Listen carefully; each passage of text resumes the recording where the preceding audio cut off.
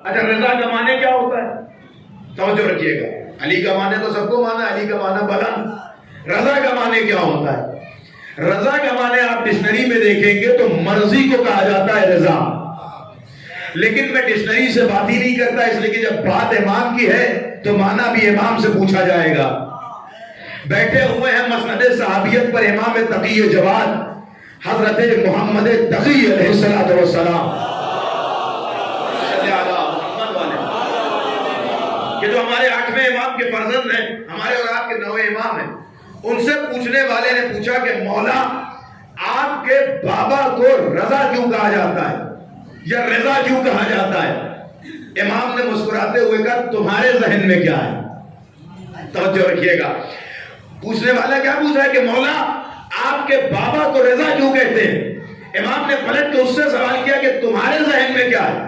اس نے کہا مولا جو بات عوام میں گردش کر رہی ہے، جو بات عوام الناس کے ذہن میں ہے، وہ یہ ہے کہ آپ کے بابا کو رضا اس لیے کہا جاتا ہے کہ نعوذ باللہ آپ کے بابا سے مامون راضی تھا اور آپ کے بابا مامون سے راضی تھے۔ جیسے ہی اس نے یہ جملہ کہا، مرکز جلال پر، مرکز عصمت پر آثار جلال نمودار ہوئے کہ خاموش ہو جاؤ، مامون کی مرضی کی اوقات ہی کیا ہے؟ ایک توجہ رکھیے گا، امام کہتے ہیں کہ مامون کی مرضی کی اوقاتی کیا ہے؟ پلٹ کے پوچھا کہ مولا پھر آپ ہی بتائیے کہ آپ کے بابا کو رضا کیوں کہتے ہیں؟ کہ میرے بابا کو رضا اس لیے کہتے ہیں کہ میرا بابا اللہ سے راضی تھا، اللہ میرے بابا سے راضی تھا۔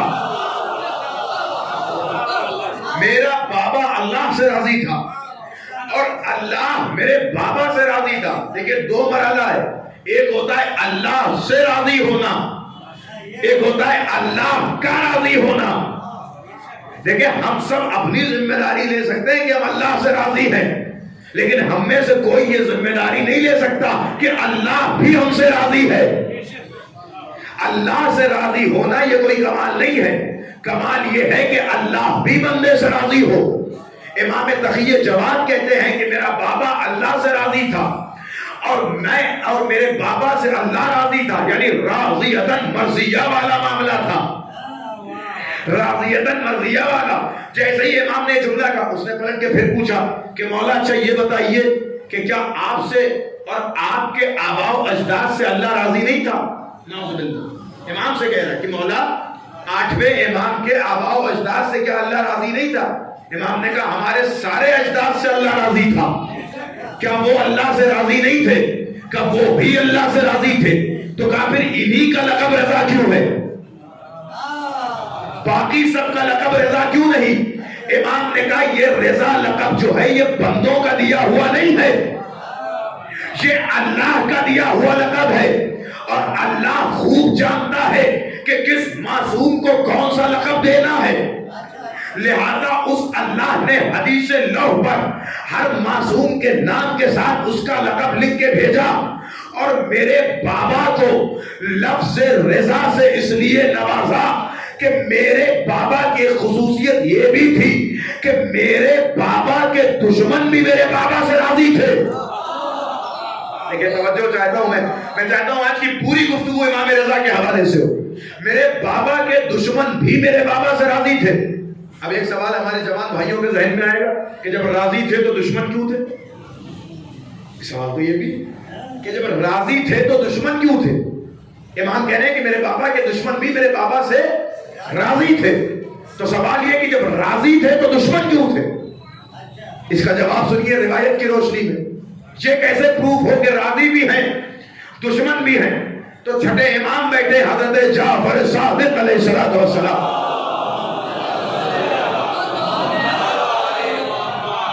اور امام کی بارگاہ میں اصحاب امام بیٹھے۔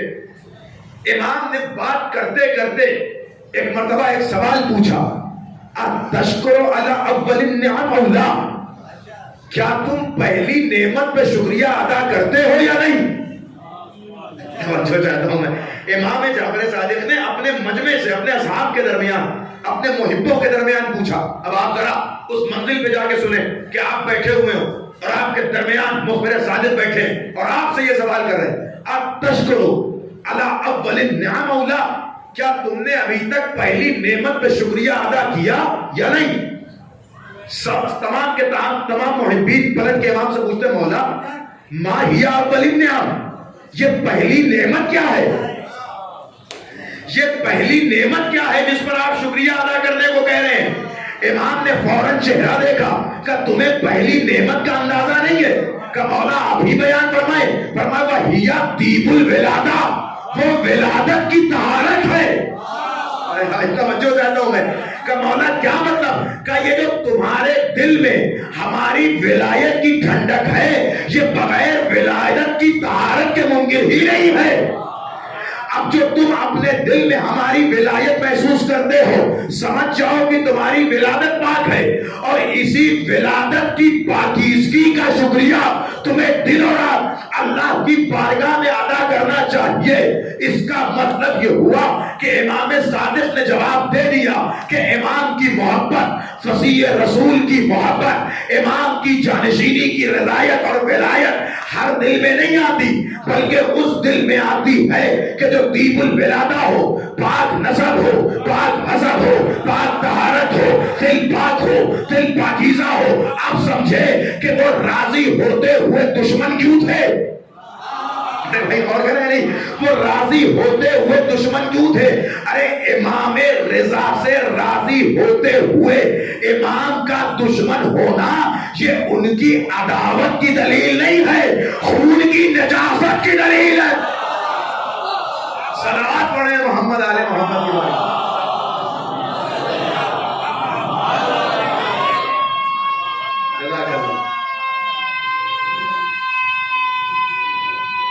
آئے گی منزل یا علی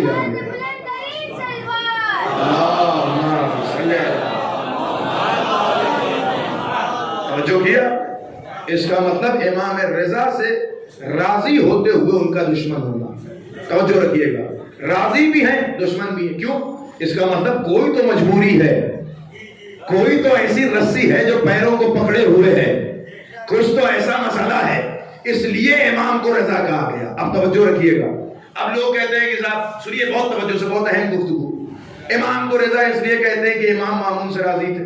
کس نے کہا امام مامون سے راضی تھے؟ کہنے کہ اگر راضی نہ ہوتے تو دربار میں کیوں جاتے؟ دیکھیں یہ وہ ٹیبلٹ ہے جو ہر جگہ دیا جاتا ہے، سب فلاں امام سے راضی تھے، امام ان سے راضی تھے، کیا دلیل ہے کہ راضی نہ ہوتے تو دربار میں کیوں جاتے؟ تو پہلے یہ بتائیے کہ کیا دربار میں جانا راضی ہونے کی دلیل ہے؟ یہ آپ سے کس نے کہہ دیا کہ اماموں کا دربار میں جانا امام کے راضی ہونے کی دلیل ہے؟ کوئی ایسا ثبوت، کوئی ایسی دلیل، کوئی ایسی شریعت سے ثابت نہیں ہے کہ اگر امام دربار میں جا رہا ہے تو دربار سے راضی بھی ہے۔ کبھی کبھی اسلام کے سر کو بلند کرنے کے لیے امام کو دربار میں جانا پڑا۔ تو جو امام اسلام کی حفاظت کے لیے قید خانے میں جا سکتا ہے، اگر دربار ظالم میں چلا جا رہا ہے تو حیرت کیا ہے؟ یہ امام کا دربار میں جانا یہ امام کے راضی ہونے کی دلیل ہے۔ اچھا سنتے چلیے، تاریخ میں خوب لکھا کہ صاحب امام راضی تھے، نہ راضی ہوتے تو مامون کے دربار میں کیوں جاتے؟ تو دیکھیں تاریخ سے میرا اتنا سوال ہے کہ صرف یہ نہ لکھو کہ امام دربار میں جاتے تھے، یہ بھی لکھو کہ جب دربار میں جاتے تھے تو کیا کر کے آتے تھے۔ امام جب دربار میں جاتے تھے تو کیا کر کے واپس آتے تھے؟ اب میں آپ کو ایک دو منظر سناتا ہوں، گفتگو آگے بڑھ جائے گی۔ ایک بات جو امام کے بارے میں کہی جاتی ہے کہ صاحب دیکھیں امام نے ولی عہدی قبول کر لی اور مامون بہت اچھا تھا، نعوذ باللہ، اس نے ولی عہدی دے دی۔ اگر اتنا اچھا تھا تو ان کے باپ نے امام کے والد کو امامت کیوں نہ دے دی؟ لیکن توجہ رکھیے گا، یہ جو ہماری من گھڑت باتیں ذہنوں میں آ جاتی ہیں اور ہم خود سے قیاس آرائی کرنے لگتے ہیں بغیر مطالعے کے، یہ ہماری کمزوریاں ہیں۔ نہیں تو سمجھنے کی ضرورت ہے، ذرا غور کرنے کی ضرورت ہے، ڈیپلی دیکھنے کی ضرورت ہے کہ وہ ولایت عہدی دے کیوں رہا ہے۔ دیکھیں مسئلہ یہ تھا کہ جب مامون تخت خلافت پہ بیٹھا، ایک ہسٹری کا چیپٹر آپ کے درمیان 200-300 صفحے کا چیپٹر 10 منٹ میں حل کر رہا ہوں، توجہ رکھیے گا۔ جب مامون تخت خلافت پہ بیٹھا تو حکومت کا عالم یہ تھا کہ سارے اسلامک بارڈرز پر جتنی بھی عباسی حکومت تھی، اہواز سے لے کے مدینے تک مدینے سے لے کر مصر تک اور مصر سے لے کر عراق کے اندرونی ممالک تک سارے اسلامک اسٹیٹس میں اور بارڈرز پر احتجاج اور شورش برپا تھی. کیوں برپا تھی؟ اس لیے کہ مامون کی نئی نئی حکومت قائم ہوئی تھی. مامون تھوڑا شاعرانہ مزاج تھا, وہ اس کا شاعری میں اور مناظرات میں زیادہ ذہن لگا رہتا تھا. تو لوگوں نے یہ سوچا کہ اسے آسانی سے تخت سے ہٹایا جا سکتا ہے. تو ہر آدمی نے 4-5 آدمی کا لشکر تیار کر کے مامون کے خلاف بغاوت کا علم اٹھا دیا. اسی میں سب سے آگے علوی نظر آئے. علوی کون تھے؟ وہ سادات کہ جن کا نظریہ یہ تھا, وہ یہ سمجھتے تھے کہ صاحب اب ہو نہ ہو حکومت بنی عباس سے چھین کر علویوں کے ہاتھ میں آنی چاہیے. تو جتنی بھی اماموں کی اولادیں تھی, حالانکہ ائمہ نے بعض اوقات منع کیا تھا احتجاج سے کہ دیکھو کھڑے نہ ہونا, تمہارا کوئی فائدہ نہیں ہے, لیکن وہ بظاہر ہے کہ انقلاب تو انقلاب, ایک ہوا چلی, ایک روش چلی, سب کے سب مامون کی حکومت کے خلاف کھڑے ہو گئے. مامون نے فوراً کیبنٹ میٹنگ بیٹھائی اور بیٹھا کے یہ پوچھا کہ بھائی اب حکومت کو کیسے بچایا جائے. تو جو نابغہ افراد بیٹھے تھے انہوں نے کہا آپ دیکھیے, تو اس آپ کی حکومت کے خلاف سب سے آگے جو افراد ہیں وہ علوی ہیں. اگر آپ اپنی خلافت کچھ دن کے لیے امام رضا کو دے دیں تو سارے علوی خود بخود خاموش ہو جائیں گے, اور وہ بیٹھ جائیں گے تو پھر سب کچھ اپنے آپ بیٹھ جائے گا. اس لیے کہ جذبہ اور جوش علویوں میں زیادہ ہے. جب علوی یہ دیکھیں گے کہ تخت خلافت امام کے پاس آ گیا تو وہ بیٹھ جائیں گے, اور جب وہ بیٹھ جائیں گے تو آپ کی ساری حکومت مضبوط ہو جائے گی. بعد میں جب ماحول ٹھنڈا ہوگا آپ خلافت واپس لے لیجئے گا.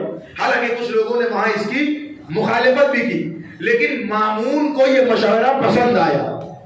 اس کا مطلب یہ ہوا کہ جب جب حکومت, توجہ رکھیے گا, جب جب حکومت امامت کو تخت پہ بیٹھنے کے لیے کہے تو یہ سمجھ جائیے گا کہ یہ محبت کا دعویٰ نہیں ہے, یہ سیاست کا دعویٰ ہے. یہ محبت کا دعویٰ نہیں ہے, یہ پولیٹکس اور سیاست کا دعویٰ ہے. امام رضا ہے, لیکن حکومت کو کیا پتا کہ حکومت کی سوچ جہاں پہ رکتی ہے, امامت کے گھر کا خادم وہاں سے بلند سوچنا جانتا ہے. بھائی جیسے ہی اس نے یہ سوچا کہ ہم امام کو خلافت کے لیے بلائیں گے, فرزند زہرا تخت خلافت پہ بیٹھیں گے, ہمارا مسئلہ حل ہو جائے گا, حکومت مضبوط ہو جائے گی, اس نے ایک بہت بڑی میٹنگ بلائی, امام رضا کو دعوت دی. امام رضا تشریف لائے, مامون تخت پہ بیٹھا, بڑے بڑے علماء, صلحاء, ادباء, نابغین امت بیٹھے ہوئے تھے. ایک مرتبہ اس نے کہا کہ مولا ہم نے یہ فیصلہ کیا ہے, ہم یہ چاہتے ہیں کہ یہ تخت خلافت آپ کو دے دیا جائے, یہ تخت حکومت آپ کو دے دیا جائے, یہ آپ کے اوپر زیادہ زیبا ہے. آپ کے ذہن میں یہ بیک گراؤنڈ ہے جو میں نے 200 صفحے کا 2 منٹ میں بیان کر دیا کہ وہ اپنی تمام تر پولیٹیکل اور سیاسی روش کو انجام دیتے ہوئے امام سے یہ کہہ رہا ہے کہ مولا ہم یہ چاہتے ہیں کہ یہ تخت آپ کو دے دیں. امام نے اس کا چہرہ دیکھا, امامت کے ایک جواب پہ 1000 سال تاریخ کے قربان ہو جائے. امام ایسا جواب دیتے ہیں کہ جس سے حکومت باش باش ہو جاتی ہے. اب سارے علماء و صلحاء کے درمیان اس نے کہا مولا یہ تخت خلافت میں آپ کو دینا چاہتا ہوں. امام نے مسکراتے ہوئے دیکھا اور دیکھ کر کہا کہ کس حق سے یہ تخت ہمیں دینا چاہتے ہو. جواب سنیے گا امام کا. دربار میں جاتے تھے, دربار میں جاتے تھے, آج سنو دربار میں جاتے تھے کیا کر کے آتے تھے.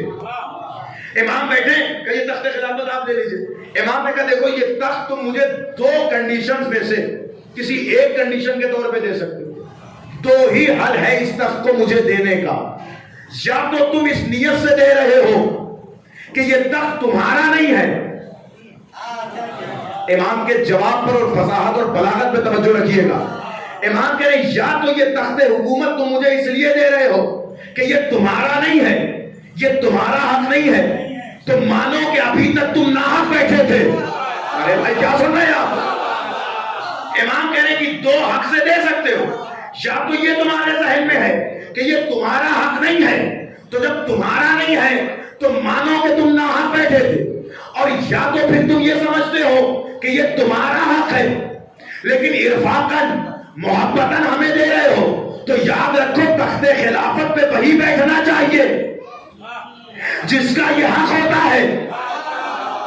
اگر تمہارا حق ہے تو ہمیں دے نہیں سکتے، اور اگر تمہارا نہیں ہے، اگر تمہارا نہیں ہے تو جاؤ ممبر پہ اعلان کرو کہ ابھی تک تم غلط بیٹھے تھے۔ ارے بھائی غور کر رہے نہیں کر رہے؟ امام خوب جانتے تھے کہ یہ مر جائے گا، لیکن ممبر پہ جا کے کہہ نہیں سکتا کہ ہم ابھی تک تخت پہ غلط بیٹھے تھے، اس لیے کہ اگر یہ ممبر پہ جا کے کہے گا کہ ابھی تک تخت پہ ہم غلط بیٹھے تھے تو پبلک پوچھے گی میرا باپ کس حد سے بیٹھا تھا۔ صلوات پڑھیں ذرا محمد علیہ محمد کی طرف۔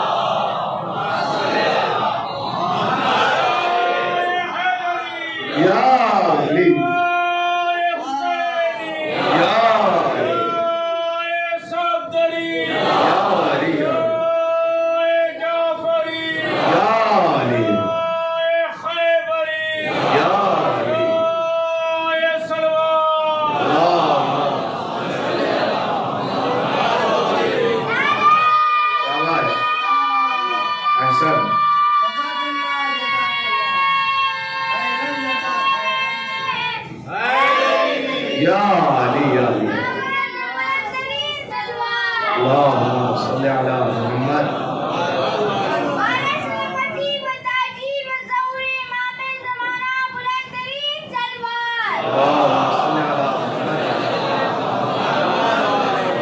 دیکھیں میری گفتگو سے جڑے ہوئے منزل ابھی بہت آگے ہے، اور گفتگو مجھے بہت آگے لے جانی ہے، بہت توجہ رکھیے گا۔ پوری گفتگو آج امام رضا کے حوالے سے ہوگی، اور ایک تاریخ کا اہم چیپٹر آپ کے درمیان آپ کے سامنے بیان کرنا چاہتا ہوں۔ تو یہ تھا مسئلہ خلافت، لیکن امام کے ایک جواب نے اس کی پوری سیاست کو تباہ کر دیا۔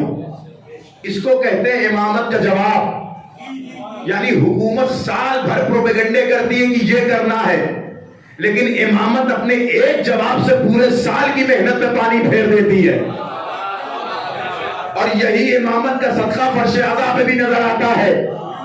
سال بھر کوشش ہوتی ہے بدعتوں کا فتویٰ دے دے کر، لیکن جیسے ہی عزادار فرش اعضاء پہ بیٹھتا ہے مولا کے کرم سے بدعتوں کا محل چور ہو جاتا ہے۔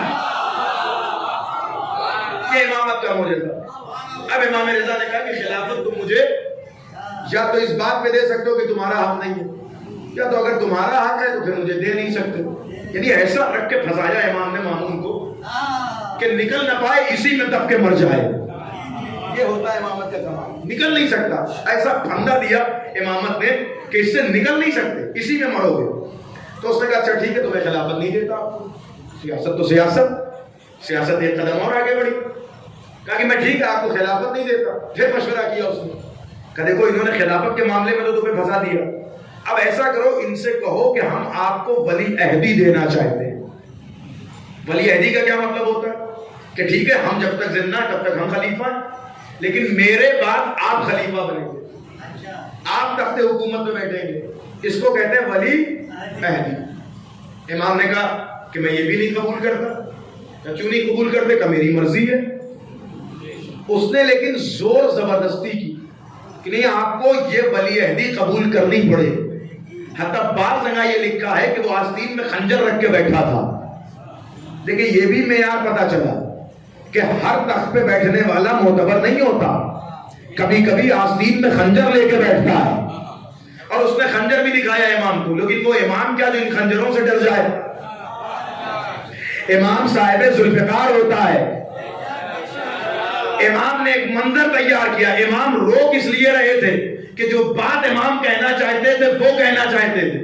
اس نے کہا نہیں آپ کو ولی عہدی قبول کرنی پڑے گی، ادھر سے انکار ادھر سے اصرار۔ امام نے کہا پھر ولی عہدی میں ایک شرط پہ قبول کروں گا۔ کہ کون سی شرط؟ کہ تیرے حکومت کے معاملے میں ایک لفظ بھی نہیں بولوں گا۔ دیکھیں یہ بھی امام کی سیاست ہے، اور امام کی سیاست اور حکمت کی دلیل ہے۔ امام نے شرط کیوں رکھی؟ اسی لیے رکھی کہ جب حکومت میں کچھ بھی غلط ہوگا، متوکل کہے گا کہ آپ بولیے، امام پلٹ کے کہیں گے میں نے پہلے ہی کہا تھا کہ میں کچھ نہیں بولوں گا، تو لوگوں تک خود بخود بات پہنچ جائے گی کہ متوکل کی حکومت میں امامت کی کوئی دخالت نہیں ہے۔ جیسے ہی امام نے کہا کہ میں تمہاری خلافت میں کوئی دخل اندازی نہیں کروں گا، اس نے کہا ٹھیک ہے۔ اسے کیا پتا کہ امام پھر ایک پھندا اس کے لیے تیار کر رہے ہیں۔ اب اس نے جیسے یہ پوری شرط امام کی مان لی، اب امام رضا نے کہا کہ ٹھیک ہے میں تمہاری ولی عہدی قبول کر سکتا ہوں اس شرط کے ساتھ۔ یہ شرط بھی ایسی تھی کہ مامون اپنی سیاست میں ناکام ہو جائے۔ اب مامون نے کہا کہ کل آپ کو دربار میں آنا ہے اور کل رسم بیعت ہوگی۔ سنیے، یہ بات میں آپ کے سامنے اس لیے بیان کر رہا ہوں تاکہ یہ پورا معاملہ کلیئر ہو جائے کہ دربار میں جاتے کیوں تھے اور دربار میں کر کے کیا آتے تھے۔ اب اگلا دن نمودار ہوا، مامون نے بڑے بڑے لوگوں کو اپنے دربار میں بلا رکھا تھا، بیٹھا رکھا تھا، علماء صلحاء، تقریباً 400 مایہ ناز افراد، 400 بڑے بڑے سفیران، اس کی گورنمنٹ، اس کی حکومت، اس کے اسٹیٹ کے گورنرز کو بلا رکھا تھا، اور بڑے بڑے علماء، تاجران، بزنس مین، 400 افراد اس کے دربار میں بیٹھے ہوئے۔ دربار سجا ہوا ہے، کرسی نشین ہے افراد، اور ادھر تخت پر امام مامون بیٹھا، مامون کے بغل میں مامون کا وزیر سہیل بیٹھا، اور اس کے بغل میں لاسٹ تیسرے نمبر پر امام بیٹھے ہوئے۔ سنیے گا توجہ سے، یہ دربار پڑھ رہا ہوں آپ کے سامنے، مامون کا دربار، 400 افراد بیٹھے ہوئے۔ ایک خطبہ ہوا، خطبہ ہونے کے بعد اب مامون نے کہا کہ ایک ایک آدمی آؤ اور آ کر میرے ہاتھ پر، میرے وزیر کے ہاتھ پر، اور ابن الزہرا یعنی امام رضا علیہ السلام صلی اللہ علیہ محمد یا علی، رک جائیے، آئے گے بھی نمبر، اور امام رضا کے ہاتھ پر بیعت کرو۔ توجہ رکھیے گا، بیعت کرو۔ اب جیسے ہی یہ تین منظر ہو گیا کہ صاحب ان کے ہاتھ پہ بیعت کرو، سہیل کے ہاتھ پہ اور امام رضا کے ہاتھ پہ، اب سوچیے گا، توجہ رکھیے گا، دربار سجا ہوا۔ اب 400 افراد میں سے ایک ایک آدمی آنا شروع ہوئے، مامون کے ہاتھ کو اپنے ہاتھ پہ رکھتے تھے، اپنے ہاتھ کو مامون کے ہاتھ پہ رکھتے تھے، بیعت کرتے تھے، چلے جاتے تھے، پھر آتے تھے، بیعت کرتے تھے، چلے جاتے تھے، پھر آتے تھے، بیعت کرتے تھے، چلے جاتے تھے۔ ایک ایک آدمی آ کے ایسے ہی پہلے مامون کے ہاتھ پر، پھر سہیل کے ہاتھ پر، پھر امام کے ہاتھ پر بیعت کرنے چلے۔ بیعت کسے کہتے ہیں؟ بیعت بھی میں اپنے ہمسن کمسن بھائیوں کے لیے عرض کر دوں، بیعت ایک عرب کا کلچر ہے۔ جب کوئی حاکم بنتا ہے تو عوام کو بلا کر اس کا ہاتھ حاکم کے ہاتھ پہ رکھوا کے کہا جاتا ہے کہ کہو کہ میں اپنا نفس تمہیں بیچ رہا ہوں اور تم اچھی قیمت میں اس نفس کو خرید رہے ہو، اسے بیعت کہا جاتا ہے۔ یعنی جو حاکم بنتا ہے اس کے ہاتھ پر عوام اپنا ہاتھ رکھ کر بیعت کرتی۔ اب 300 افراد، 399 افراد جب اس طرح کر چکے، پہلے مامون کے ہاتھ پہ ہاتھ، پھر سہیل کے اور پھر امام کے، جب یہ 400 افراد تھے نا، جب آخری آدمی کا نمبر آیا، یہ آخری آدمی اتفاق سے مدینے کا تھا اور یہ امام کے محبوں میں تھا۔ جب وہ آیا بیعت کرنے کے لیے تو اس نے مامون کے ہاتھ پہ ہاتھ رکھا، ہاتھ کھینچا، بیعت کی، آگے بڑھا۔ سہیل کے ہاتھ پہ ہاتھ رکھا، ہاتھ کھینچا، بیعت کی، آگے بڑھا۔ جب امام کے پاس پہنچا تو امام کا ہاتھ پہ ہاتھ نہیں رکھا، بلکہ امام کے ہاتھ کو پلٹ کے اپنے ہاتھ پہ رکھا۔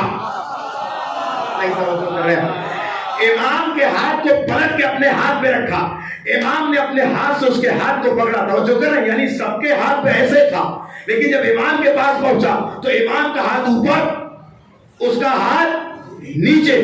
امام مسکرانے لگے، وہ بھی مسکرانے لگا۔ امام کی مسکراہٹ دیکھ کر خلافت کا چہرہ اترنے لگا، مامون کا چہرہ اترنے لگا۔ مامون نے امام کا چہرہ دیکھا، دیکھ کے کہتے ہیں یبن الزہرا، اتنی دیر سے بیعت کا سلسلہ جاری ہے، ایک ایک آدمی نے بیعت کی، ابھی تک آپ نے نہیں مسکرایا، آپ کے چہرے پر تبسم کا خطیب نہیں آیا، آپ مسکراتے ہوئے نظر نہیں آئے، لیکن یہ آخری آدمی نے ایسا کیا کیا کہ آپ مسکرا رہے ہیں، آپ ہنس رہے ہیں۔ امام نے کہا جانے دو، چھوڑو، تمہارے کام کی بات نہیں ہے۔ اس نے پھر کہا نہیں، آپ کو بتانا پڑے گا، آپ ہنس کیوں رہے ہیں؟ امام نے کہا اچھا اگر اتنا اسرار ہے تو سنو، ابھی تک جتنی بیعت ہوئی وہ غلط ہوئی۔ بھائی غور کر رہے ہیں نہیں کر رہے؟ ابھی تک جتنی بیعت ہوئی وہ غلط ہوئی۔ جیسے ہی امام کے دہن سے یہ جملہ نکلنا تھا کہ وہ جو سارا مجمع کر رکا اور رک کے سننے لگا، یمنا زہرا کیا ہوا، بیعت غلط کیوں ہوئی؟ کہ تمہیں بیعت کا طریقہ ہی نہیں معلوم ہے۔ بیعت ایسے نہیں کی جاتی کہ حاکم کے ہاتھ پہ ہاتھ رکھا جائے، کہ پھر کہ حاکم کا ہاتھ امت کے ہاتھ کے اوپر ہونا چاہیے۔ ارے بھائی جملہ سنیے گا، آپ سمجھے امام دربار میں جاتے کیوں تھے؟ ارے امام نے جیسے ہی مجمع کے سامنے یہ جملہ کہا کہ ابھی تک جو بیعت ہوئی وہ غلط ہوئی، سارے مجمع نے بیک زبان ہو کے کہا مامون تو کیسا خلیفہ ہے، تجھے بیعت کا طریقہ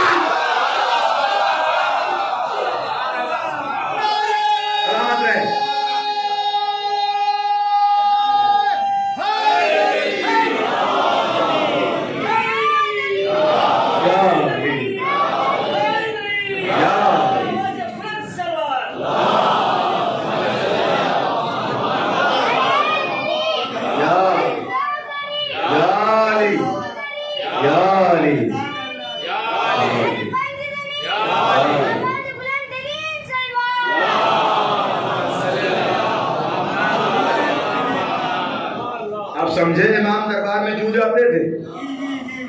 کہ مامون تو کیسا خلیفہ ہے، تجھے ابھی تک بیعت اسلامی کا طریقہ نہیں پتا ہے؟ تو جسے یہ نہ پتا ہو کہ بیعت کیسے کی جاتی ہے، اسے یہ کیا پتا ہوگا کہ حکومت کیسے کی جاتی ہے؟ اب سمجھے؟ اب امام اگر یہ جملہ کہوں تو غلط نہیں ہوگا کہ امام دربار میں اپنی رضا دکھانے نہیں جاتے تھے، مامون کی اوقات سمجھانے جاتے تھے کہ جسے تم نے خلیفہ بنا رکھا اس کی اوقات کیا۔ اب جب امام نے جملہ کہا، ظاہر ہے کہ اس کی سارے سب کے سامنے بے عزتی ہوئی، اس کی توہین، تو امام تو چاہتے ہی تھے کہ جہالت خود کے سامنے آئے، اس لیے کہ مسند پہ بیٹھنا کمال نہیں ہے، وارث علم ہونا کمال ہے۔ اب جیسے ہی یہ معاملہ ہوا تو اس کے دل میں حسد کی آگ اور اٹھی، اس نے حکم دیا کہ چلو پھر سے سب لوگ بیعت کرو، اور پورے دربار میں پھر سے بیعت ہوئی۔ بہرحال بیعت جب ہو گئی، اب امام آفیشلی کیا ہو گئے؟ ولی عہد۔ اس نے سوچا تھا کہ امام ولی عہد بنیں گے تو ہماری حکومت کا فائدہ ہوگا، لوگ سوچیں گے کہ ان کا بھی دنیا سے رشتہ ہے، لیکن امام جب ولی عہد ہوئے تو امام نے پہلی شرط رکھی کہ رہوں گا وہاں جہاں میں چاہوں، کروں گا وہ جو میں چاہوں، یعنی نہ تمہارے دیے ہوئے محل میں رہوں گا، نہ تمہاری کہی ہوئی بات مانوں گا۔ اچھا مامون یہ سوچ رہا تھا کہ میں لوگوں کے درمیان ان کا محل دکھاؤں گا کہ دیکھو یہ بھی دنیا پرست ہے، لیکن مامون کو کیا پتا کہ انہیں دنیا کی ضرورت نہیں ہے، دنیا کو ان کی ضرورت ہے۔ یا جملہ بدلوں، ارے یہ محل کے محتاج نہیں ہے، جنت کا محل ان کے غلاموں کا محتاج ہے، ان کے غلاموں کا محتاج جنت کا محل ہے۔ اسے جنت کے محل کی کیا ضرورت ہے، دنیا کے محل کی کیا ضرورت ہے؟ اب اس نے امام کے ساتھ، اب امام دربار میں بیٹھنے لگے اور اس نے امام کے ساتھ تقریباً 40 افراد کو رکھا۔ کیوں رکھا؟ آپ یہ سوچ رہے ہیں کہ امام کے پروٹوکول میں اس نے 40 افراد کو رکھا ہوگا؟ نا، یہ 40 افراد اینی ٹائم امام کے ساتھ اس لیے رہتے تھے کہ یہ امام کے اوپر نظر رکھیں۔ کمال ہے، عین اللہ پہ بندے نظر رکھیں گے، یعنی امام کے اوپر یہ نظر رکھیں گے۔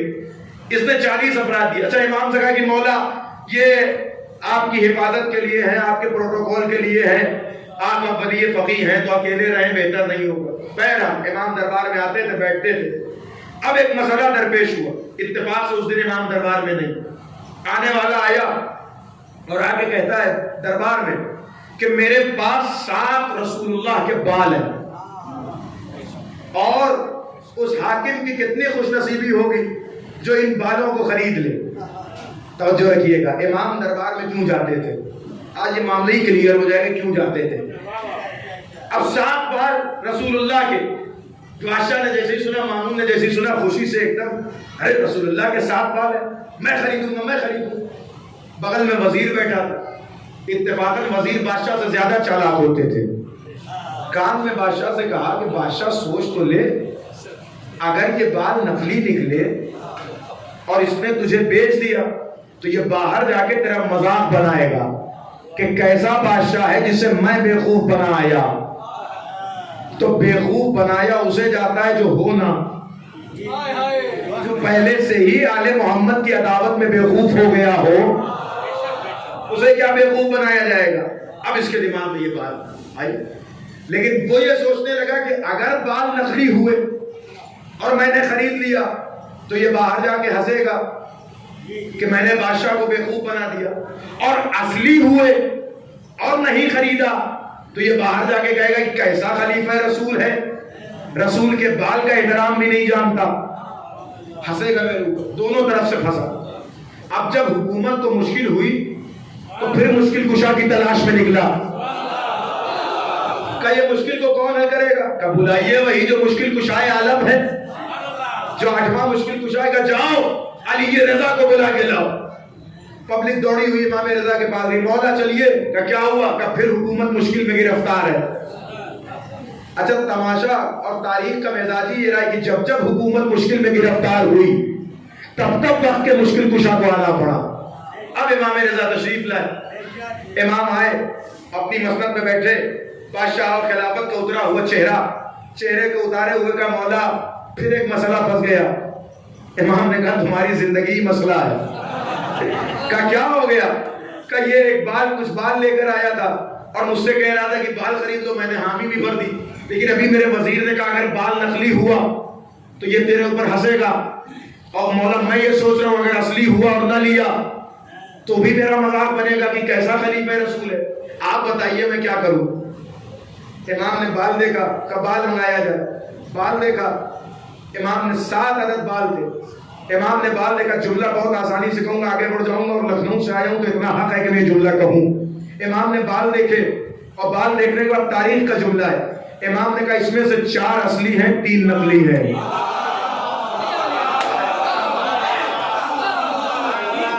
اب یہ بھی مقدر کی بات تھی کہ 3 ہی نقلی تھے۔ بھائی کیا سننا ہے؟ امام نے کہا 4 اصلی ہیں، 3 نقلی ہیں۔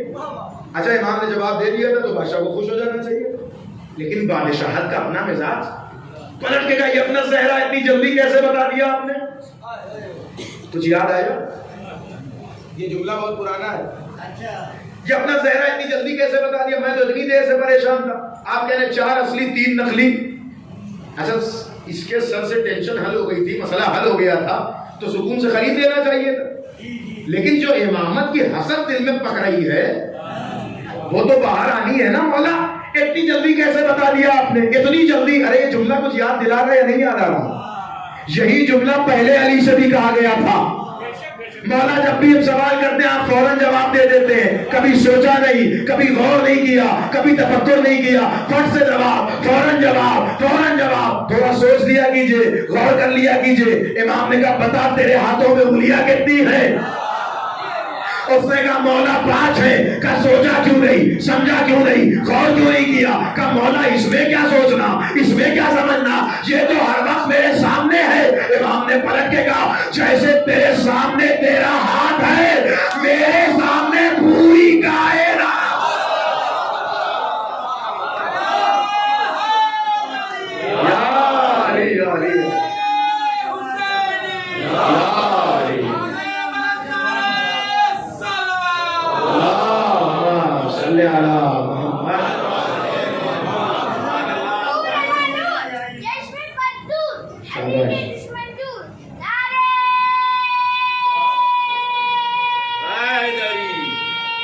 مل کے حوصلہ افزائی بچے کی ہونی چاہیے۔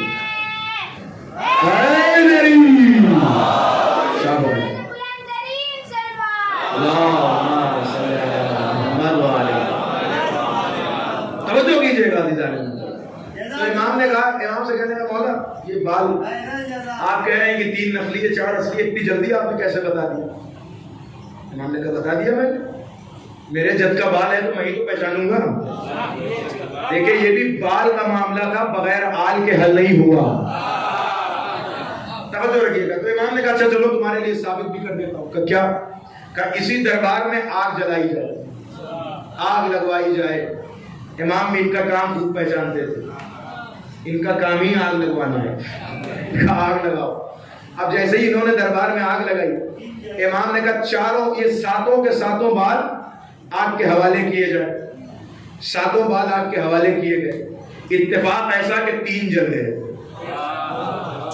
یہاں کی آگ تھی لیکن تینوں جل گئے، اور 4 کے 4 بال بچ گئے۔ امام نے کہا یہ دیکھو یہ ہے اصلیت، رسول اللہ کے بال تک آگ پہنچ بھی نہیں سکتی۔ رسول اللہ کے بال تک آگ پہنچ بھی نہیں سکتی، رسول اللہ کے بال تک آگ پہنچ بھی نہیں سکتی۔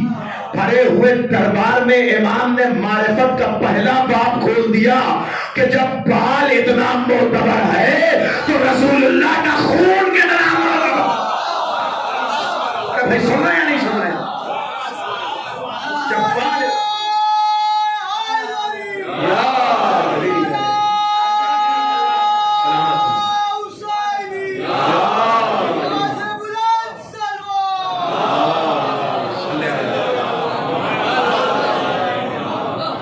جو کیا، اس لیے امام دربار میں جاتے ہیں۔ امام نے یہ مسئلہ حل کیا، لیکن ایک اور بہت بڑے پردے سے، ایک اور بہت بڑے راز سے پردہ اٹھا دیا کہ جب بغیر امام کے تم اصلی نقلی بات نہیں پہچان سکتے تو بغیر ان کے اصلی نقلی دین کیسے پہچان سکو گے؟ لہذا امام نے، اب ظاہر ہے کہ ہر موقع پہ جہاں جہاں امام جواب دے رہے ہیں، خلافت اور حکومت کے اوقات تو کھل کے سامنے آ رہے ہیں۔ زمانہ تو دیکھ ہی رہا ہے کہ جب سارے جواب انہی کو دینا ہے تو تخت پہ یہ جاہل کیوں بیٹھا ہے؟ جب جواب انہی یہی دے رہے ہیں تو یہ جاہل آدمی کا تخت پہ کیا کام ہے؟ بہرحال لیکن حسد میں اضافہ ہوتا چلا جاتا ہے۔ اب اس نے تو یہ 40 آدمیوں کو رکھا تھا، کیوں رکھا تھا؟ کہ یہ مولا کی جاسوسی کریں گے، اور مولا سے کیا کہا کہ مولا یہ آپ کے ساتھ ساتھ رہیں گے، آپ کے تھوڑا سا پروٹوکول مضبوط ہوگا، آپ 40 آدمی کے ساتھ چلیں گے تو لگے گا کہ آپ ولایت کا حق رکھتے ہیں اور جو ساری چیزیں۔ تو امام نے کہا ٹھیک ہے۔ اچھا امام تو امام جہاں پہ لوگوں کی سوچیں اور سمجھیں اور فکریں ختم ہوتی ہیں، امام کی ابتدا وہاں سے ہوتی ہے۔ یعنی جہاں تخیل فکر پرواز نہیں کر سکتا، طیور فکر کی حدیں جہاں تمام ہوتی ہیں، وہاں سے امام کی فکر کی انگشت کی ابتدا ہوتی ہے۔ امام نے کہا ٹھیک ہے رکھو 40 آدمی ہر وقت امام کے ساتھ ساتھ، امام کہیں جا رہے ہیں تو ساتھ۔ یہ 40 کون تھے؟ کہ جو خبر دیں گے کہ امام کہاں جا رہے ہیں، کہاں آ رہے ہیں، کس سے مل رہے ہیں، کیا کر رہے ہیں۔ یہ خطرہ تو تھا اس کو امام سے۔ اب امام نے ایک دن ان 40 کا چہرہ دیکھا کہ اللہ آج ان کے ہاتھ ایک ایسی خبر دے دے کہ جو جب جا کے مامون کو بتائیں تو ادھر بھی پٹے اور ادھر بھی پٹے۔ امام ان 40 کو لے کے نکلے، تو آؤ چلو آج کسی سیر پہ چلتے، سنیے مجلس تمام ہو رہی، آؤ آج کسی سیر پہ چلتے ہیں۔ اب یہ 40 کے 40 ہیں، امام رضا آگے آگے، 40 کے 40 پیچھے پیچھے۔ ایک کوہ کے پاس سے گزرے، ایک پہاڑ، ایک دریچے کے پاس سے گزرے، وہاں ایک سفید پوش راہب بیٹھا ہوا تھا۔ اس نے امام کا چہرہ دیکھا، دوڑا ہوا کوہ سے نیچے اترا اور اتر کے کہتا ہے کہ آپ شمس شموس ہیں۔ راہب جو وہاں بیٹھا تھا پہاڑ کے دریچے میں اتر کے نیچے آیا اور آگے امام سے کہتا ہے کہ آپ شمس شموس ہیں، آپ فرزند رسول ہیں۔ امام نے کہا ہاں میں فرزند رسول ہوں، تجھے مجھ سے کیا کام؟ اس نے کہا کہ میں راہب ہوں، میں نے اپنی پرانی کتابوں میں آپ کا ذکر پڑھ رکھا ہے۔ پڑھے لکھے لوگوں کو پتا ہوتا ہے کہ امام کیا ہوتا ہے، کہ میں نے پرانی کتابوں میں آپ کا نام پڑھ رکھا ہے، آپ کا ذکر پڑھ رکھا ہے، اور میں فلاں پہاڑ کے اس کوہ پہ بیٹھا ہوا آپ کی زیارت کا انتظار کر رہا تھا۔ توجہ، آپ کی زیارت کا انتظار کر رہا تھا۔ مولا نے کہا اچھا تو میں تیرے سامنے کھڑا ہوں، میری زیارت کر لے۔ اس نے زیارت کی، مولا کا چہرہ دیکھا کہ مولا میں یہ چاہتا ہوں کہ آپ اپنے قدم بابرکت کو میرے اس کوہ کے درار میں بھی رکھ دے، وہاں بھی چلے جائیں تاکہ وہ میرا محل عبادت منور ہو جائے، میں آپ کی ضیافت سے مشرف ہو جاؤں، میں آپ کی مہمان نوازی کر لوں، آپ میرے گھر میں تشریف لائیں، آپ میرے اس کوہ کے دریچے میں تشریف لائیں۔ امام نے اس کا چہرہ دیکھا، سارے لوگوں کو دیکھا کہ تم چلو میں آ رہا ہوں، کہ تم اپنے دریچے میں چلو میں آ رہا ہوں۔ اب وہ جانے لگا، اس کے پیچھے امام بھی چلے، امام کے پیچھے پیچھے یہ 40 افراد بھی چلے۔ امام نے کہا تم کہاں؟ کہ مولا ہم آپ کو اکیلا نہیں چھوڑ سکتے، مامون نے ہمیں آپ کے ساتھ رکھا۔ امام نے کہا کہاں جا رہے ہو، اس میں اتنی جگہ نہیں ہے۔ کہ نہیں مولا میں آپ کے ساتھ ہی چلوں گا، ہم لوگ باہر کھڑے ہوں گے۔ امام نے کہا امام خود جانتے ہیں کہ مرحلہ کیا۔ امام نے کہا آؤ۔ اب امام پہاڑ پہ چڑھے، उस दरीचे के पास पहुंचे। वो जो दरीचा उस आबिद का माबद था, जहां पे वो आबिद वो राहिब रहा करता था, उसमें ज्यादा से ज्यादा 4 आदमी के बैठने की जगह थी। उसने दस्तरखान बिछा रखा था, पानी का इंतजाम कर रखा था। इमाम से कहा मौला आइए। इमाम दरवाजे पे खड़े हो गए, कहा तुम लोग अंदर जाओ। उन 40 के 40 आदमी ने इमाम का चेहरा देखा, कहा मौला जहां ठीक से 4 आदमी की जगह नहीं है, आप कह रहे हैं कि हम अंदर चले जाए। मौला आप जाइए, हम आपका इंतजार कर रहे हैं। इमाम ने कहा नहीं, मैं कह रहा हूं जाओ। आखिरी आदमी तक तवज्जो चाहता हूं, नतीजा दे रहा हूं। इमाम ने कहा मैं कह रहा हूं जाओ। उन्होंने कहा मौला आपका हुक्म है। कहा मैं कह रहा हूं जाओ। इमाम दरवाजे पे खड़े हुए इशारा करते रहे। 1 अंदर आया, 2 अंदर आया, 3 अंदर आया, 4 अंदर। पूरी जिम्मेदारी से पढ़ाओ। 4 अंदर आया। साहिब करामात रज़विया लिखते हैं कि 4 अंदर आया, 5 अंदर आया, 6 अंदर आया। 4 आदमी की जगह में 40 आदमी बैठे। अरे भाई सुनिए तवज्जो से, 4 आदमी की जगह पे 40 आदमी बैठे। आप पूछे कैसे बैठे, मैं पूछूं कैसे बैठे? भाई आइए चलिए पूछते हैं ना कि 4 आदमी की जगह पे 40 कैसे बैठे। आप सबका जवाब होगा इमाम ने चाहा तो बैठे, इमाम की मर्जी थी तो बैठे, इमाम ने इशारा किया तो बैठे। इसका मतलब ये हुआ कि अगर इमाम चाह जाए तो 4 आदमी की जगह में 40 आदमी भी आ सकते हैं। आखिरी आदमी तक तवज्जो। अगर इमाम चाह जाए तो 4 आदमी की जगह में 40 आदमी भी आ सकते हैं। अगर इमाम चाह जाए तो 4 आदमी की जगह में 40 आदमी भी आ सकते हैं। अब हमसे न पूछो कि 7 किलोमीटर की करबला में 7 करोड़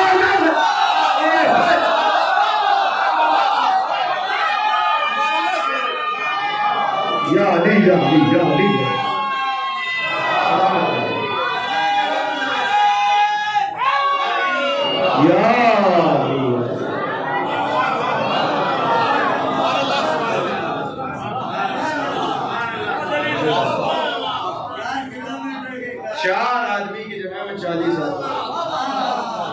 इसलिए कि इमाम की मर्जी थी इसलिए बैठे।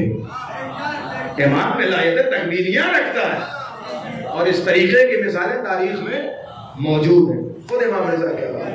अब इमाम ने वहां पर जो पानी और दाना इकट्ठा किया, अब इमाम बाहर निकले। इमाम तो खूब जानते कि ये जाके मामून को रिपोर्ट देंगे। आज इमाम ने इनको ऐसी रिपोर्ट दी कि अब जाओ मामून को 2 रिपोर्ट, अब जाओ बताओ मामून को कि आज तो मौला ने 4 आदमी की जगह में 40 आदमी को बिठा दिया। अच्छा, ऐसा इमाम ने इनके गले में फंदा दिया कि जब रिपोर्ट देंगे तो मामून तो यकीन करेगा नहीं, इसलिए कि मामून का मिजाज ही नहीं है इमाम के मौजज़े पे यकीन करना। मामून मिजाज थोड़ी इमाम के मौजज़े पे यकीन कर सकता है। तो मामून खुद इनकी नफी करेगा, इनका एतबार खत्म होगा। अब आप कह साहब इमाम ने ऐसा क्यों किया? तो इसलिए किया कि इमाम ने बताया कि तुम्हारा अमल गलत है। इमाम की जासूसी नहीं की जाती, इमाम की इताअत की जाती है। जो रखिएगा, इमाम की जासूसी नहीं की जाती, इमाम की इताअत की जाती है। अब जाहिर है कि कुछ ना कुछ तो वही होगा, जाके उन्होंने बताया होगा मामून को। मामून ने गुस्से में ऐसा कैसे हो सकता है, वैसा कैसे हो सकता है। लेकिन जाहिर है कि 1 की बात को झुठला सकता है, 2 की बात को झुठला सकता है, 40 की बात को तो नहीं झुठला सकता है। या तो ये कहे, लेकिन मिजाज फिरौनियत ही ये होता है। जब फिरौन के दरबार में फिरौन के जादूगर ईमान लाए, तब भी फिरौन का ईमान ताज़ा नहीं हुआ। सारे जादूगर ईमान ले आए, लेकिन फिरौन ईमान नहीं लाया। इसलिए कि ईमान एक तौफीक का नाम है, ईमान एक नूर का नाम है, और नूर उसी दिल में आता है जो दिल इसके काबिल हो। अब ये ना पूछिएगा कि साहब इतने करामात देख के, इतने मौजज़ात देख के मामून सुधर क्यों नहीं गया। तो सुधरना हर एक की किस्मती में नहीं होता। सुधरता वो है जो दरे अहले बैत पे दहलीज पे सर झुका के आए। तवज्जो रखिएगा, जो दरे अहले बैत पे सर झुका के आएगा वो सुधरेगा। लेकिन जो सर उठा के आएगा उसका इस दरवाजे से कोई ताल्लुक नहीं। वो कल भी जलील था और आज भी जलील होगा। अब इमाम की ये खबरें आम होने लगी। तवज्जो रखिएगा। फिर इमाम दरबार में बैठे, मामून भी बैठा हुआ। एक चोर पकड़ के लाया गया। तवज्जो सुनिएगा, एक चोर पकड़ के मामून की खिदमत में लाया। मामून ने उसका चेहरा देखा, کہ تیرا ہاتھ کاٹنے کی سزا، اس لیے کہ اسلام میں چوری کی سزا ہاتھ کاٹنا، لیکن پہلے ہی مرحلے میں نہیں کہ بس چور دیکھا اور ہاتھ کاٹ دیا. خود امام رضا وہیں بیٹھے ہوئے تھے کہ تجھے پتا بھی ہے کہ چور کے ہاتھ کب کاٹے جاتے ہیں؟ تو پہلے اس سے اقرار لے کہ اس نے کیوں چوری کی ہے. اگر 3 دن اس کے گھر میں فاقہ تھا اور اس نے چوری کی تو پھر اس کے ہاتھ نہیں کاٹے جائیں گے، تیرا ہاتھ کاٹا جائے گا. اس لیے کہ حاکم کے ہوتے ہوئے اس کے گھر میں فاقہ کیوں ہوا؟ توجہ رکھیے گا. یہ امام نے اصول بتائے، یہ جو اسلامی قوانین ہیں اس کے اصول ہیں. اگر 3 دن سے اس کے گھر میں فاقہ تھا تو پھر اس کے ہاتھ نہیں کٹے. بہرحال مامون نے کہا نہیں ہے، میں نے حکم دیا کہ اس کا ہاتھ کاٹا جائے گا. لیکن چور تو چور بھی اکڑ کے کھڑا ہو گیا، کون کاٹے گا میرا ہاتھ؟ حاکم نے کہا میں کاٹوں گا. کہ تو میرا غلام ہے، تو کیسے میرا ہاتھ کاٹے گا؟ سوچے بھرے دربار میں بادشاہ کو غلام کہتے، بادشاہ کو تو پانی سر سے جبین پر آ گیا اور جبین میں خاموش، کیا بکتا ہے؟ کیسی دربار میں تجھے غلام ثابت میں کر دوں تو غلام نہ کہنا. کہا کہ تو غلام کیسے کہہ رہا؟ کہ تجھے پتا ہونا چاہیے کہ اسلام میں حق غلام اپنے آقا پہ نہیں جاری کرتا. اسلام کا یہ بھی قانون ہے، اگر ہاتھ کاٹنا ہے تو غلام نہیں ہاتھ جاری کرے گا، حاکم حد جاری کرے گا. کہ تو میرا غلام ہے؟ اس نے کہا میں حاکم ہوں. کہ غلام ہے؟ کہ کیسے غلام ہوں؟ اب سنیے، وہ چور کہہ رہا دربار میں، وہ کہتا ہے کہ تجھے پتا ہے کہ تیری والدہ کون تھی؟ تیری ماں کون تھی؟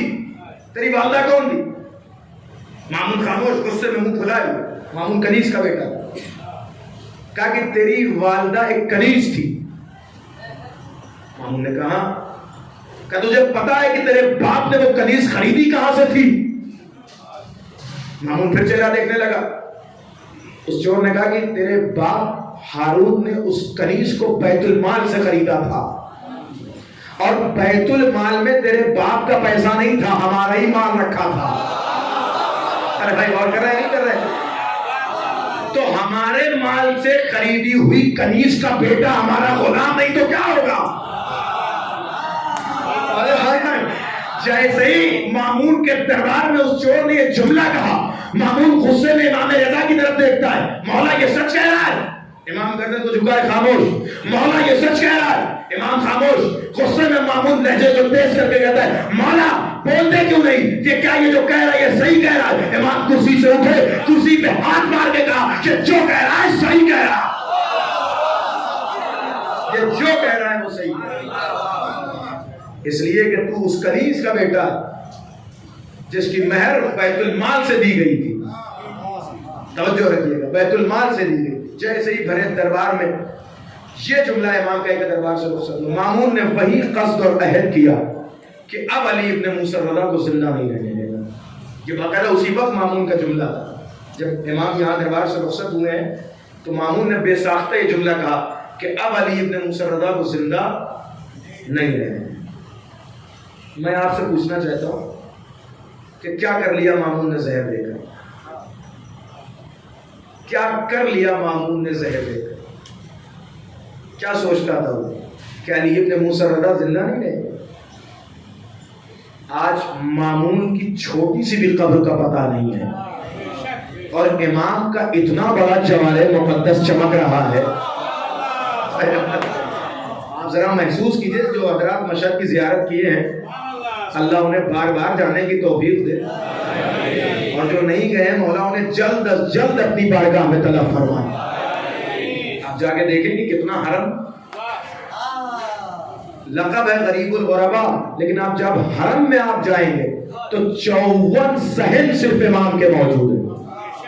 حرم کے 54 آنگن، یعنی لاکھوں کا مجمع ایک ساتھ امام رضا کے حرم میں کھڑا ہو سکتا ہے، اور ہوتا بھی ہے. باقاعدہ ہم لوگ تو وہیں الحمدللہ مولا نے توفیق عنایت فرمائی، اسی جوار میں رہنا نصیب ہوا. عرفہ وغیرہ میں آپ دیکھیں کروڑوں لاکھوں کا مجمع وہاں کھڑا ہو کے زیارت پڑھ رہا، سلام ادا کر رہا. اور جس کی اتنی بڑی حکومت تھی مامون کہ جو اپنی حکومت پہ نازا تھا، کوئی اس کا نام لینے والا بھی موجود نہیں ہے.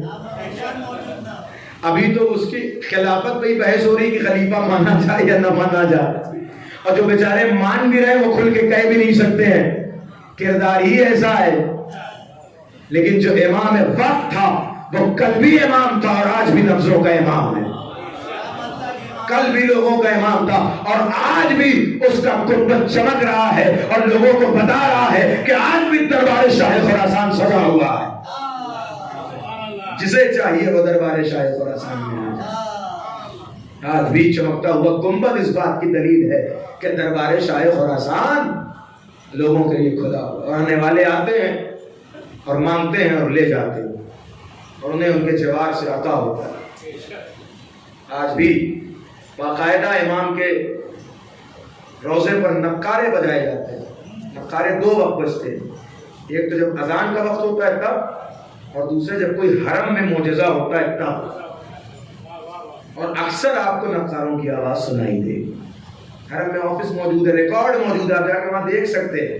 ظاہر ہے کہ یہ سب چیزیں میڈیا کو کیسے ہضم ہو جائے, تو ہر آدمی تو یہ بات بیان بھی نہیں کر سکتا. حرم میں باقاعدہ آفس ریکارڈ موجود ہے کہ کس کس ڈیٹ میں کیا کیا معجزہ ہوا, کسے کیا کیا کہاں سے ملا. اور میں تو کہتا ہوں اگر کوئی معجزہ بھی نہ ہوتا پھر بھی ایک معجزہ ہے جو دن اور رات امام کی بارگاہ میں ہو رہا ہے. دن اور رات امام کی بارگاہ میں ہو رہا ہے, جسے ہم سب دیکھتے رہتے ہیں. وہ کون سا معجزہ ہے؟ وہ ہم جیسے گناہگاروں کا امام کی زری کے پاس کھڑے ہونا ہے. یہ سب سے بڑا معجزہ ہے جو دن اور رات امام کی بارگاہ میں ہو رہا ہے. بس ارباب، میں نے آپ کی زحمت تمام کی اور آج ہم اسی امام کا غم منانے کے لیے بیٹھے ہوئے. اتنا عالی صفات امام, اتنا عالی مرتبت امام, اتنا بعظمت امام, اتنا رؤوف امام. اللہ رؤوف امام. امام کا لقب ہے رؤوف. یا مغیث الشیعۃ والزوار فی یوم الجزاء. زیارت میں آپ پڑھتے ہیں نا یہ جملہ, کیا معنی ہے اس کا؟ اے اپنے شیعوں اور اپنے زواروں کے استغاثے پہ لبیک کہنے والے یوم قیامت کے دن. باقاعدہ علماء کا واقعہ موجود.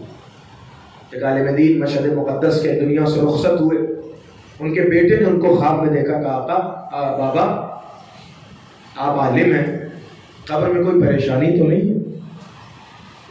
کہا بیٹا میں نے پوری زندگی میں نہ جانے کتنی مرتبہ امام رضا کی زیارت کی اور ابھی تک مجھے 3 دن قبر میں ہو رہا ہے, نہ جانے کتنی بار امام رضا میری قبر میں آ چکے ہیں. کہ جس کی قبر میں امام رضا آ جائیں اسے کیا پریشانی. امام نے کہا ہے, روایت موجود ہے کہ تم ہماری زیارت کے لیے آؤ, ہم تمہاری زیارت کے لیے آئیں. یہ نہ سمجھنا کہ ہم تمہیں تنہا چھوڑ دیں گے اور ہم ایسی جگہ تمہاری زیارت کے لیے آئیں گے جہاں تمہارے اپنے بھی نہیں پہنچ سکتے. یا مغیث الشیعۃ والزوار فی یوم الجزاء. امام کا لقب ہے رؤوف, حد سے زیادہ مہربان. ضامن آہو. ضامن آہو اس کی کئی تفسیر. ایک تفسیر تو وہی جو تفسیر مشہور ہے کہ ضامن آہو یعنی امام نے جو اس ایک ہرن کے بچے کی ضمانت لی تھی, ہرنی کی ضمانت لی تھی, یا ضامن آہو. اور آج بھی ہم ان کے امام کے نام کا ضامن اپنے بازو پہ باندھتے ہیں, اس لیے کہ ہمارے وقت ہمارا امام ضامن ہوا کرتا ہے. اللہ اکبر. آپ کو معلوم ہے ارباب رضا, ائمہ کے جتنے فضائل ہیں, جتنے کمالات ہیں, اتنے ہی مصائب بھی ہیں. اور مصائب کی سختی اسی سے بڑھ جاتی ہے, رونا اسی بات پہ زیادہ آ جاتا ہے کہ کن کے ساتھ کیا کیا گیا. جب امام مدینے میں رہا کرتے تھے تب کا واقعہ ہے, ہارون ملعون نے ایک لشکر بھیجا تھا راتوں رات امام کے گھر کی جاسوسی اور تفتیش کے لیے, اور اس کا حکم تھا کہ بغیر مہلت دیے گھر میں داخل ہو جانا اور گھر میں جو کچھ بھی ہے اسے لوٹ کر لے آنا. امام رضا اپنے گھر میں موجود ہیں اور آپ کو معلوم ہونا چاہیے کہ امام کی بہنیں, ہم ایک بہن کا ذکر سنتے ہیں معصومہ قوم, امام کی 17 اور بہنیں موجود ہیں, چھوٹی بڑی بہنیں. اور امام گھر میں ہیں, شب کا وقت ہے, ہارون کا لشکر داخل ہوا. لشکر کا جو سپہ سالار تھا امام نے اسے دروازے پہ روکا, کہا رک جاؤ, میری بہنیں سو رہی ہیں, میں انہیں جگا تو دوں, پھر تم داخل ہو جانا اور وہ پردہ فرما لیں گی, تم گھر میں جو سامان ہے وہ لے کے چلے جانا. اس ملعون نے امام کی توہین کی اور کہا اے ابن زہرا, ہم تمہیں اس مہلت دینے پر راضی نہیں ہیں, اس لیے کہ ہمیں اجازت نہیں ہے کہ ہم تمہیں مہلت دیں. امام نے کہا اچھا اگر مہلت نہیں دے سکتے ہو تو کم سے کم اتنی اجازت دے دو کہ میں گھر کا سارا سامان لا کے تمہارے سامنے رکھ دے رہا ہوں, تم زحمت نہ فرماؤ, میرے گھر میں جو کچھ بھی ہے میں بلا کے تمہارے سامنے رکھ دے رہا ہوں, تم لے کے چلے جاؤ. تمہیں سامان چاہیے نا, تمہیں گھر کا اثاثہ چاہیے, میں لا کے دینے کے لیے تیار ہوں. اس ملعون نے تھوڑی دیر امام سے زبان درازی کی, اس کے بعد اس کا دل نرم ہوا اور اس نے امام کی اس بات پر راضی ہوا. اب مجھے نہیں پتا ارباب اعضاء دل پہ ہاتھ رکھ کے سننا, مسائل پڑھنے کے لیے نہیں ہوتے, تصور کے لیے ہوتے ہیں. تاریخ کہتی کہ امام گئے, اپنی بہنوں کو جگایا, کچھ بہنیں بہت چھوٹی تھی امام کی. امام نے ایک چادر بچھائی, کہ گھر میں جو بھی زیورات ہیں وہ لا کے رکھ دیے جائیں. امام نے سارے زیورات لا کے رکھ دیے گئے, گھر کے سارے اثاثے لا کے رکھ دیے گئے. امام رضا نے دیکھا بہنوں کے کانوں میں چھوٹی چھوٹی بالیاں تھی. امام آگے بڑھے, امام نے اپنے ہاتھوں سے اپنی چھوٹی بہنوں کی بالیاں اتاری. آپ رونے کے لیے آمادہ ہو رہے ہیں ارباب اعضاء, یہی جملہ رونے کے لیے کافی ہے اگر دل پہ اثر کر جائے. امام نے اپنی چھوٹی بہنوں کی بالیاں اپنے ہاتھوں سے اتاری. ارباب اعضاء انصاف سے بتاؤ, امام کی بہنیں تھیں, امام نے جب اپنی بہنوں کی بالیاں اتاری ہوگی, ظاہر ہے امام کی آنکھوں میں آنسو ہوں گے, اس لیے کہ بہنوں کی بالیاں اتار رہے تھے, لیکن بھائی بہن کی بالیاں اتار رہا تھا. ہاتھوں میں نرمی ہوگی, آرام آرام بہن کی بالی اتاری ہوگی. ہائے غربت کربلا, امام رضا, ارے ذرا بنت حسین کو یاد کیجئے, جب عصر عاشورہ کانوں سے بالیاں اتری تو سجاد نے نہیں اتاری, بلکہ ملعون نے ہاتھوں سے کانوں سے کھینچ کر بالیاں اتاری. کان کی لڑیں پھٹ گئی, سکینہ نے آواز دی, اے ابو عباس. جزاک اللہ. امام معصوم فرماتے ہیں اللہم ارحم تلک الصرخۃ التی, پروردگار ان چیخوں پہ رحمت نازل فرما جو میرے جد کے مسائل پہ بلند ہوتی ہے. جزاک اللہ خیر الجزا. ہاں ارباب اعضاء, امام کا پورا گھر لٹ گیا. تاریخ کہتی جب یہ لوٹ امام کے گھر میں برپا ہوئی, اس کے بعد امام کے گھر میں بس ایک چادر بچی تھی. 17 بہنیں تھی, ہر بہن اس چادر کا انتظار کرتی تھی. پہلے ایک بہن چادر اوڑھ کے نماز پڑھتی تھی, پھر دوسری بہن چادر اوڑھ کے نماز پڑھتی تھی. میں کہوں گا اے ارباب اعضاء, گھر لٹ گیا لیکن کم سے کم ایک چادر تو بچی تھی,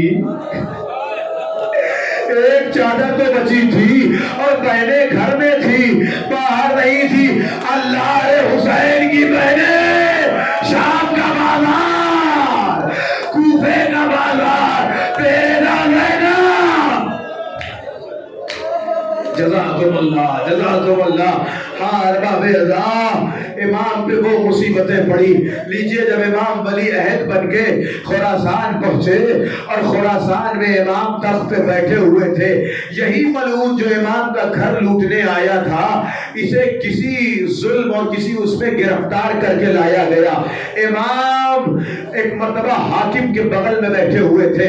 امام نے اس ملعون کا چہرہ دیکھا, امام نے ہارون کے مامون کے کان میں کچھ کہا. اس ملعون نے سوچا کہ شاید امام میرے اس دن کی شکایت کر رہے ہوں گے, لہذا اس نے امام سے کے حوالے سے کہا کہ اے مامون, امام کی کوئی بات تو نہ سننا, یہ جو بھی کہیں گے وہ غلط کہیں گے. مامون مسکراتے ہوئے کہتا ملعون تو اسی سزا کا حقدار ہے. تجھے پتا ہے علی ابن موسیٰ رضا نے میرے کان میں کیا کہا تھا؟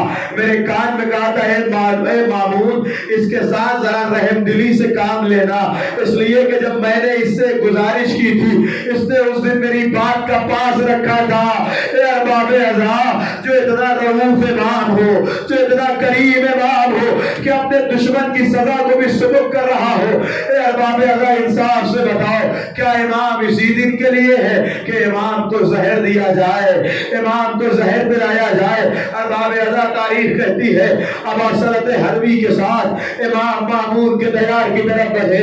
ابا سرت حربی سے کہا اے ابا سرت تم باہر رکے رہنا, میں دربار کے اندر جاؤں گا, جب دربار سے باہر نکلوں اگر میرے سر پہ سبز کپڑا پڑا ہوا ہو تو مجھ سے کلام نہ کرنا اور سمجھ جانا کہ مجھے زہر دیا جا چکا ہے. ابا سرت حربی باہر کھڑے تھے, امام مامون کے دربار میں گئے. مامون نے امام کے سامنے انگور پیش کیا, امام نے منع کیا. مامون نے پھر زبردستی کی, امام نے پھر منع کیا. مامون کے بہت زیادہ اصرار پر اور بعض مختر نے لکھا کہ مامون نے دھمکیاں بھی دی. امام نے ایک دو دانے انگور تناول فرمائے. اس کے بعد مامون کہتا ہے امام اٹھے اور اٹھ کے جانے لگے. مامون کہتا ہے وقت فرزند زہرا کہاں جا رہے ہیں؟ کہا جہاں تو نے بھیجا ہے, جہاں کا تو نے انتظام کیا ہے وہی جا رہا ہوں. یہ کہہ کے امام اٹھے, اپنا سبز کپڑا امام نے سر پہ ڈالا, امام آگے آگے چلے. ابا سرت حربی نے امام کے سر پہ سبز کپڑا دیکھا, ابا سرت حربی طرف گئے. کچھ بول نہیں سکتے تھے اس لیے کہ امام نے کلام کرنے کو منع کیا تھا.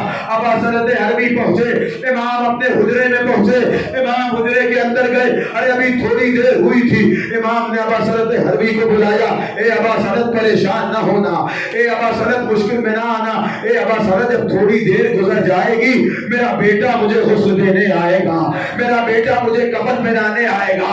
ارے تھوڑی دیر گزری تھی, امام تڑپ رہے تھے. امام کا ایک لقب غریب الغربا ہے. ارے غریب الغربا امام کو اس لیے بھی کہا جاتا ہے, حسین بھی غریب الغربا ہے, رضا بھی غریب الغربا ہے. لیکن حسین کی غربت میں اور رضا کی غربت میں ایک فرق یہ بھی ہے کہ جب حسین کو شہید کیا جا رہا تھا کم سے کم ایک بہن دلائے زینبیہ سے دیکھ تو رہی تھی, ایک ماں ماتم تو کر رہی تھی. لیکن ہائے رضا, جب رضا بستر میں تڑپ رہے تھے کوئی بہن موجود, حضرت اللہ ارباب اعضا کوئی بہن موجود نہیں تھی. امام زہر کے عالم میں بستر پہ تڑپ رہے تھے. ارے کوئی امام کو کیسے پانی دیتا؟ ابا سرت حربی سے وصیتیں کی, امام کی روح قبر سے سری سے پرواز کر گئی. تھوڑی دیر کے بعد مامون میلاؤ لشکر کے کالا لباس پہن کے ماتم کرتا ہوا آیا.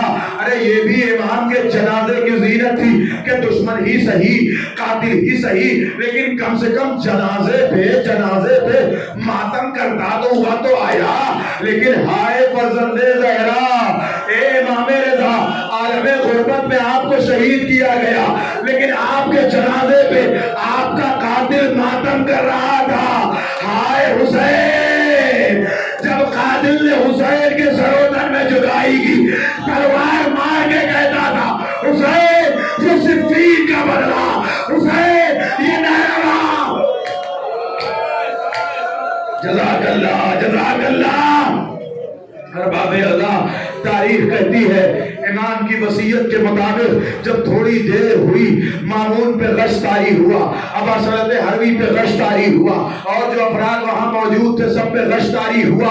امام محمد تقی تشریف لائے, امام ایک پردے سے باہر نکلے, غسل دیا, کفن پہنایا, جنازہ تیار کیا. چھوٹا سا ہے ہمارا نوواں امام, چھوٹا سا ہے ہمارا نوواں معصوم, لیکن بابا کو غسل بھی دیا, بابا کو کفن بھی پہنایا, میت سے لپٹ کے گریا بھی کیا ہوگا. میں کہوں گا خوشا نصیب محمد تقی کم سے کم آخری وقت اپنے بابا کی میت سے لپٹ کے گریا تو کر لیا. ہائے سید سجاد, جب بابا کی میت دیکھی ہر جگہ زخم تھا, ہاتھ پسے گردن لگے تھے, امام کیسے لپٹ کے ماتم کرتا.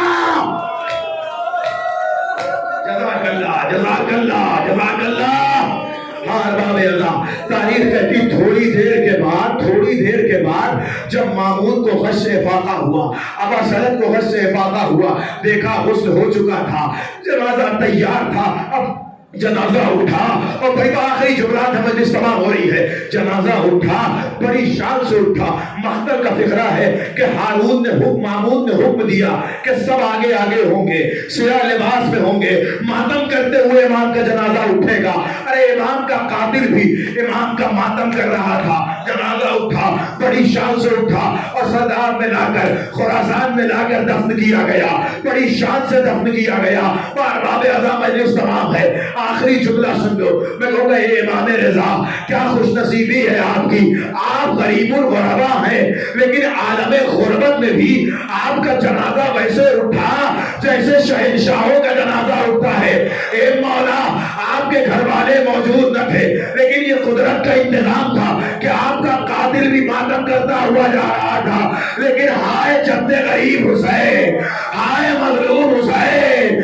ارے مقتل کا فکرہ ہے, حسین کا جنازہ اٹھنا تو دور کی بات, ادھر جمتی ہوئی زمین پر حسین کا لاشا رکھا تھا.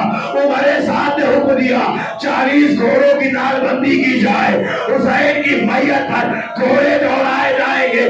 اور وہ 7-8 آدمی جب عمر سعد کے پاس پہنچے, جا کے کہتے ہیں عمر سعد, تجھے پتا ہے ہم نے کربلا میں کیا کیا؟